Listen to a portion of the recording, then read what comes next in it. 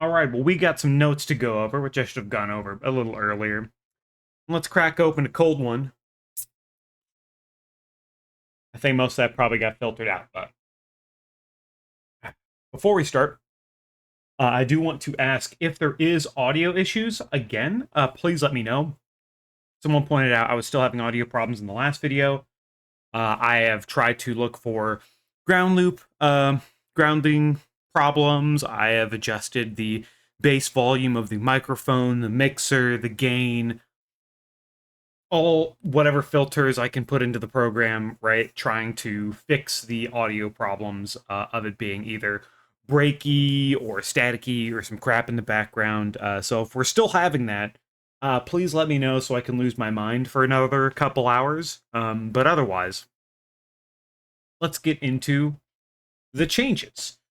Uh, for our base class change, also, actually, before we do, once again, a huge thank you to Arkham Tyros, who does a lot of the Warrior guide writing stuff. This is from the Warrior Discord.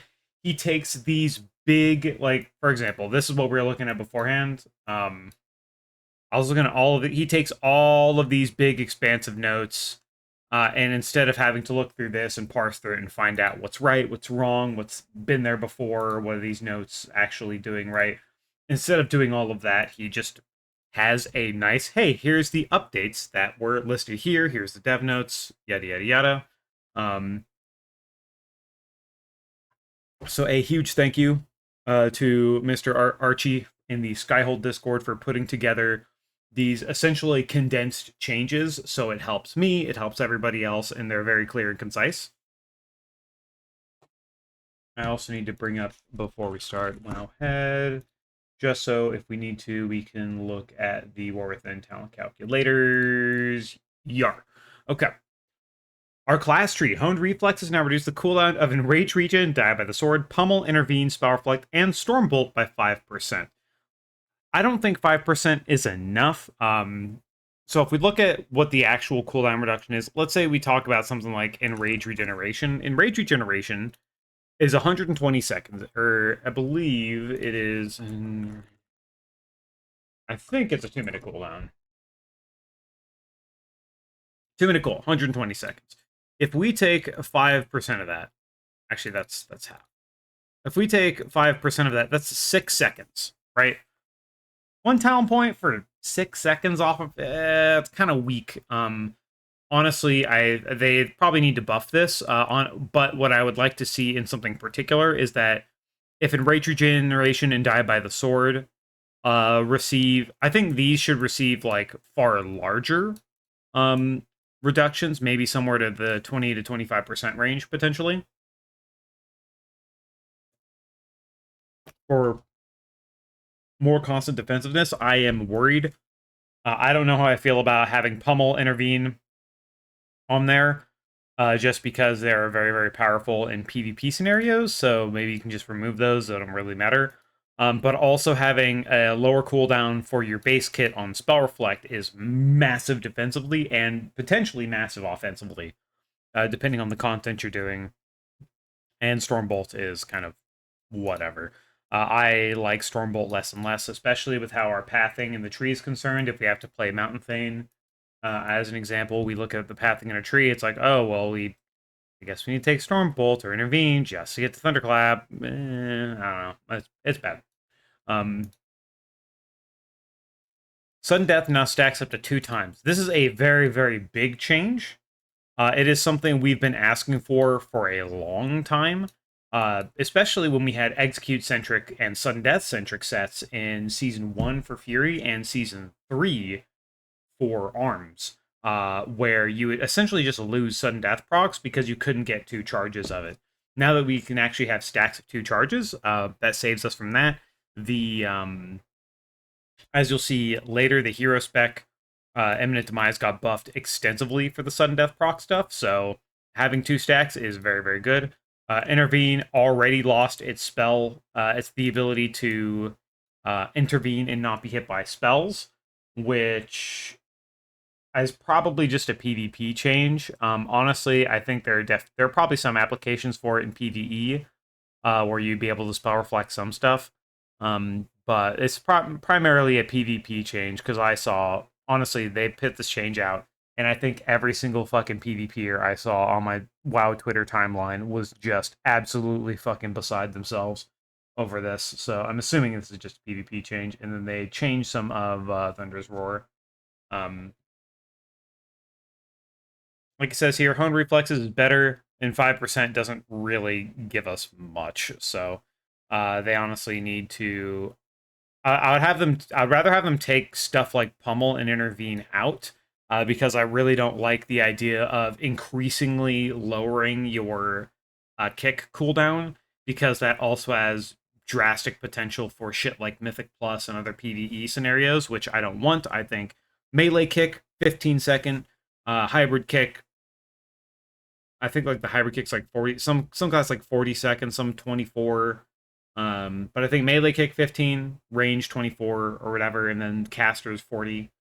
I think is fine. Um, I don't really think they need to reduce the cooldown of these. I think this should just remove Stormbolt. Remove the. I don't know why they're so stuck on Stormbolt when Shockwave is there. Just remove these and Stormbolt, and then make it way better for Enrage and Die by the Sword, and then Spell Reflect, and then we're big chillin'. That'd be massive changes that I'd really like for Honed Reflexes as a defensive node. But let's move over to arms. Cleave cooldown is increased by 4.5, increased to 4.5 seconds, and now replaces Whirlwind entirely. This means that you're not cleaving every other global, you're cleaving every 2 globals. So that leaves you a global for Thunderclap, or, I mean, I guess Mortal Strike, playing Colossus, or stuff like that. But essentially, when you talent cleave now, cleave is essentially going to replace Whirlwind on your bar, which I think is fine. Arms has too many AoE buttons. It has Overpower, it had Overpower, Cleave, Thunderclap, Whirlwind, whatever you're doing with Sweeping Strikes. It didn't. I mean, even if there's more, like that's 5 buttons just for AOE, and it's just too much. Like, what's the fucking point of having all those buttons?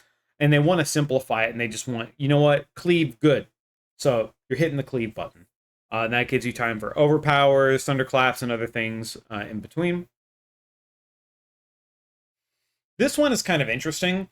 Dance of Death now extends the current duration of Ravager when an enemy dies up to 3 times. Dance of Death now increases all damage by 5% when an enemy dies during Blade Storm, and 2 seconds for after it ends, up to 3 times. It's very interesting, where I think it works, where it makes the talent better, but it is going to be hard to pick it, especially when Unhinged is so good. Unhinged is just going to be a very powerful talent point. I think Dance of Death is, I don't know. I don't really care about Dance of Death, I'll be honest. I think Unhinged is cooler. I think it has better applications in single target and AoE. It makes it a little better in AoE, but realistically, I kind of, since I play Mythic Plus, right, you need AoE and single target, especially for bosses and prio damage and stuff like that. So unless they make Dance of Death quite literally overpowered, I'm probably not going to care about it. Now moving down to the Fury T3 talent. So Onslaught is now below Deft, and Odin's Fury is below Critical Thinking. Meat Cleaver now buffs Thunderclap and Blast. Unbridled Ferocity, this nerf is fucking crazy. So they nerfed Unbridled Ferocity, and they nerfed Anger Management. They buffed Rampage, and then gave Fury a 15% aura buff. But let's take a look at that new, like, now Onslaught is here, and then Odin's Fury is over here. But the problem is that Critical Thinking isn't that great of a talent. Like, it's okay, but a lot of the time you're wanting to hit Bloodthirst for almost all of your, like, big synergies. So Critical Thinking isn't, like, that big of a talent. So it's like, well, alright, I guess we'll just take the flat 2% damage and more enrage time from Deft Experience, because we were still probably going to be running AM with Onslaught. Unbridled Ferocity was crazy nerfed, and I mean absolutely crazy. So it used to be Rampage and Onslaught. Now it's just Rampage, and it was nerfed from 20 to 6%. And I feel like the reason this talent got taken out in the back and shotgunned like Warlord's Torment did for arms is because Depths of Insanity is there, but this talent has never been, like, like, so let's just look at this, right? Let's just look at it, okay? Let's just think about this realistically. Rampage. So every time you rampage, which is going to be a lot, you're going to rampage a lot. You have a chance to grant recklessness for 4 seconds, right? Or every time you press recklessness, you get 4 more seconds. Even at 6%, it's still better than Depths of Insanity. But I feel like they nerfed the shit out of it to make Depths of Insanity seem like a better choice, but like you're just gonna get more value out of this. And on top of that, they nerfed anger management. So by nerfing anger management, you're inherently nerfing not only the recklessness uptime, but how much recklessness you're gonna get. So getting more recklessness is even better. Which is they're probably, oh, maybe they'll make depths better, but I don't know. They actually kind of like they just took this talent out back and shot it, and it feels like what they want to do is actually slow down Fury, because they added this powerful enrage, right? Which you you lose 15% haste instead of 15% damage, and increases your rage duration. They're nerfing anger management, so it's 30 rage instead of 20 rage, which is effectively every easy way to calculate this is Rampage is 80 rage, right? Times that by 3, it's 240, so it's dividable by 3 and by 2. If you divide this by 30 rage, you get 8 seconds off. If you divide it by 20 rage, you get 12 seconds off. So it is essentially a 8 to 12 grade. It's essentially a 33% nerf to this talent, on top of nerfing Unbridled Ferocity, let's say 20, or actually, what is it? 6 divided by 20? Is that how we find the 6 times 3, or 6 times 3.33? Yeah, okay. So they essentially nerfed both Anger Management and Unbridled Ferocity by 33%, which significantly impacts our Recklessness uptime, and also significantly impacts how many rampages we're getting, which is also nerfing this, which is nerfing our overall damage. I don't know. It's technically slowing down the class, because then we have, I mean, it's not really slowing the class down because technically it's less in rage uptime. But I don't know, man. I don't know what they want. What do they want with this class? Why are they trying to slow it down so much? What's the point of all this? I don't really understand why they made these changes. Or what their actual like directional goal for the class. Like they even buffed Fury.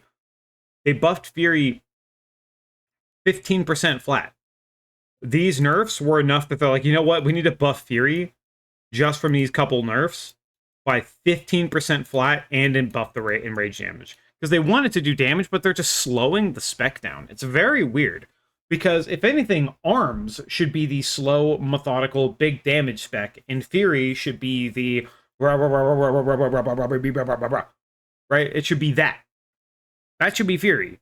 And Arms should be the slow, calculating, parry your attack, and then come in with a big hit underneath your armor, whatever. Like that's what it should be. But I don't know why they're trying to slow down Fury like this. Which, I mean, if they just want to decrease like necessary APM, I guess. But I don't really think many people want this. And even if they did want this, they had the option to take Powerful Enrage and lose that haste instead of just taking the haste. I don't know. It's weird.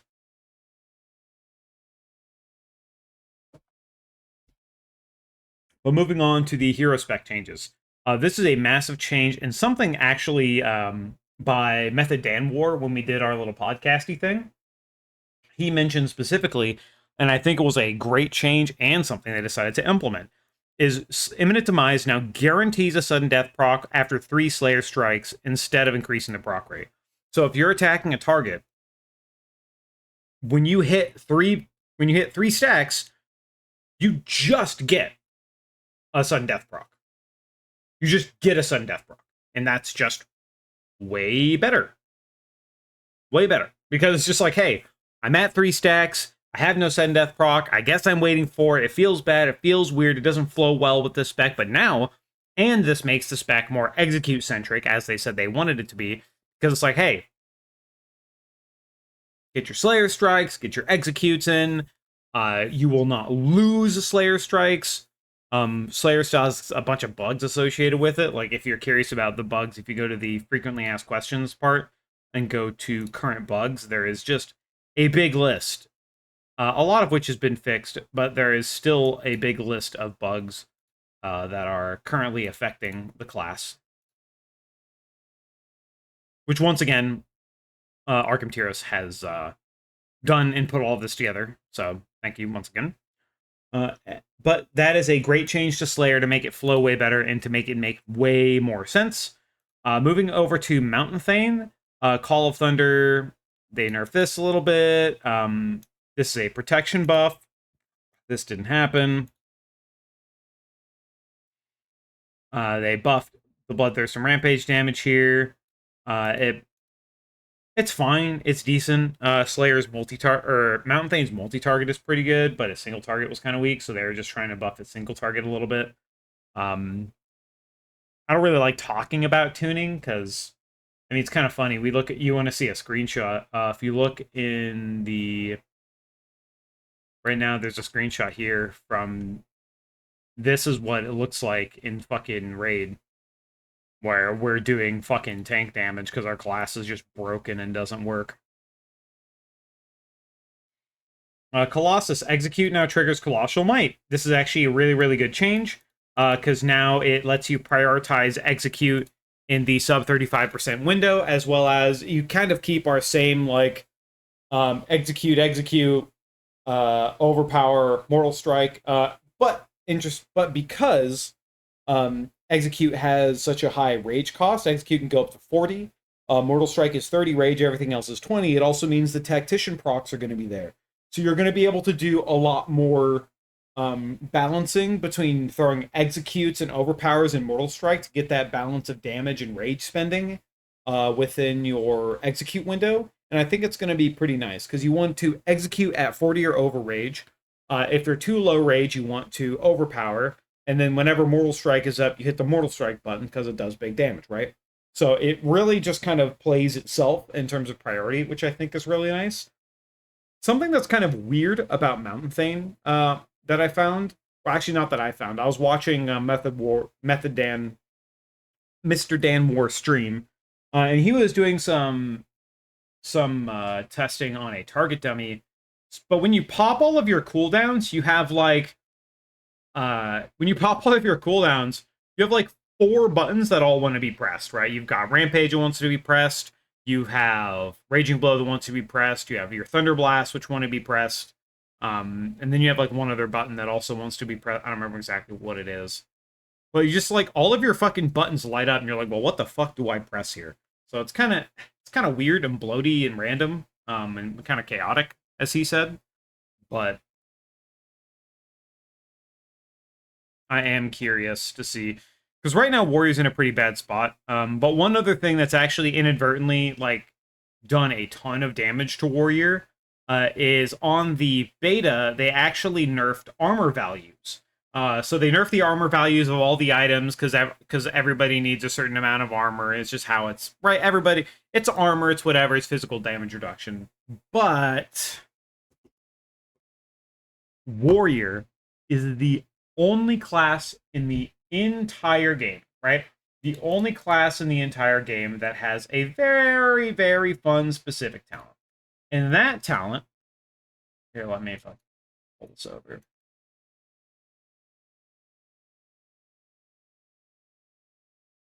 And that talent is Armor to the Teeth. It is the only class in the entire game that gains primary stat value from armor.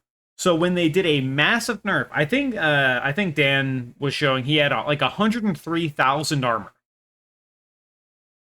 And then it got nerfed to like 49,000 armor. So the loss. So if you had 103,000 armor, obviously 10% of that is 10,000 primary stat.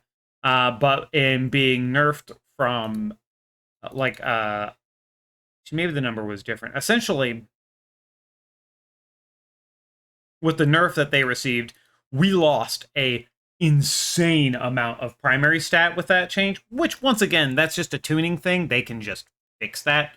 But it is something that should be noted at least, because I think things like this need to be noted, especially within these beta builds, because we are rapidly approaching the launch of the War Within, right? We're rapidly getting there, and Warrior is not looking good damage wise, because normally, like I said, I don't want to worry about the numbers. I don't want to worry about the tuning. I just want to make sure the class plays well and things go fine. Because they've done generally a good job on tuning the class and changing things around, right? They've done a pretty good job of that. But the issue currently that we're facing is as we are rapidly approaching day by day the launch of the War Within, the concern of tuning becomes more and more of a pressing matter, right? Because, I mean, for obvious reasons, we don't want to be shit. We just don't want to be terrible. And as it stands, we're pretty bad on the beta. Like, very, very bad. Like, you saw that picture. Very bad on the beta. So, hopefully, with some changes, we will be feeling better. They might need some aura buffs because we might just need. It's just going to be number tweaks, right? But I still feel like it's important to actually bring up these number tweaks so that we look at this and we go, "Oh, we're doing fucking augmentation evoker damage." Ha! Wow, isn't that neat? Um, but don't worry, guys. The mages and warlocks who get a fucking paragraph and a half. Actually, sorry, not a paragraph. Who get a book and a half every single patch for their patch notes. They're doing just fine. The hunter rework, people seem to be liking it. It seems to be doing pretty good. But we are unfortunately doing Aug Evoker and tank damage as it stands at the moment. And as this guy said, here's a little fun one. I threw this up on Twitter. Is there something bugged? I'm playing M plus and doing less damage than the tank. I'm on the new race and testing Arms and Fury if the damage is so low. And in response, it's just me and Zan giving him a little smiley face. But that's where we're currently standing on the beta. It's not looking good. But I'm hopeful because a lot of these are obviously tuning numbers that they tune us correctly, that they realize the armor thing nerfed us quite significantly. We definitely just need some help right now, and I'm pretty sure we'll get it. But it is a honestly one other thing that's interesting is because of the amount of bugs. Like we just stopped being able to upgrade gear yesterday for some reason. Like why? How? The amount of shit happening in Remix, the amount of changes Remix getting, the amount of nerfs, the amount of buffs. They told us they weren't going to buff bronze, and then they buffed bronze and basically fucking lied to us. So now all the time I spent farming bronze is now half as valuable than other people who are just starting. It's fine, but I feel like it sucks for me. Right now, the amount of bugs and issues and communication problems and like even season 4's rotating raids not like they're supposed to stop rotating and then started and then kept rotating. It's not a good look, man. The communication and the bugs and the problems, even though yeah, it's Mickey Mouse season whatever, it's not a good look, man. And it makes me worried for the viability of the War Within and how things are going there. I don't know if that worry is warranted or not. Like I could just be worried over nothing, but that's how I feel about it. And it makes me, with those worries and with those changes and with how buggy and problematic things are, I then look at the state of Warrior and go, man,